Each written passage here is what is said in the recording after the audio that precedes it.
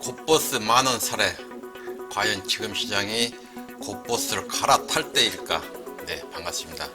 최근 종합지수의 지루한 횡보장 속에 박스권에 지친 나머지 종합지수의 하락을 예상한 개인 투자자들이 인버스로 현금의 흐름을 이동을 볼 수가 있는데요.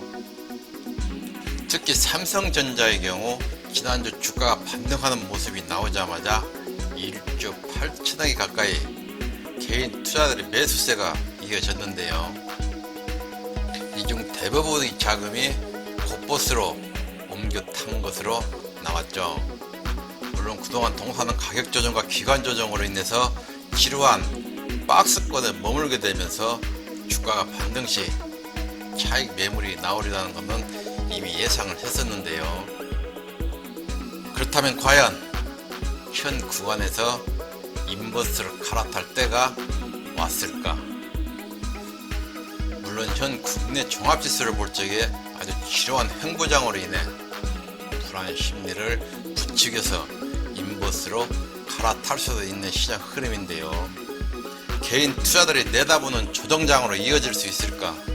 종합지수를 한번 가보겠습니다. 네, 코스피 지수 차트인데요. 현재 지수의 흐름을 보면은 거의 5개월에 걸쳐서 박스권 안에 진입해 있는 모습을 볼 수가 있는데요. 하지만 이평선을 비롯한 모든 지표들의 시그널은 하락으로의 추세는 아직 예고는 나오지 않고 있습니다. 여기서 인버스 투자에 대해서 중요하게 짚고 넘어가야 될 점이 있는데요. 주식에 투자를 하면서 손실이 많이 나올수록 베팅이 따블인 곧버스에 눈을 돌리곤 하는데요.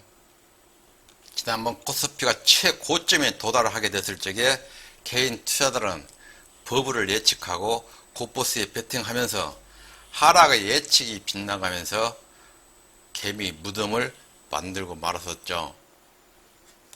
기억하시나요? 이와 같은 고부로 움직이는 펀드에 투자를 할 때에는 한 발 빠른 시장 정세와 자신만이 보유하고 있는 차트 분석 기술 없이는 절대로 남을 따라 들어가서는 안 된다는 것입니다.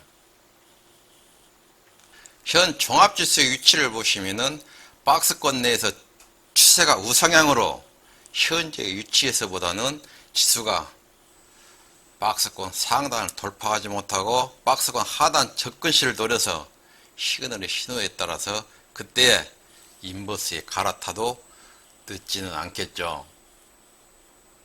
따라서 지금의 자리에서 갈아타는 것은 섣부른 판단이라 할 수가 있겠습니다. 네, 그럼 삼성전자 차트를 한번 볼까요? 네, 삼성전자 일봉 모습인데요.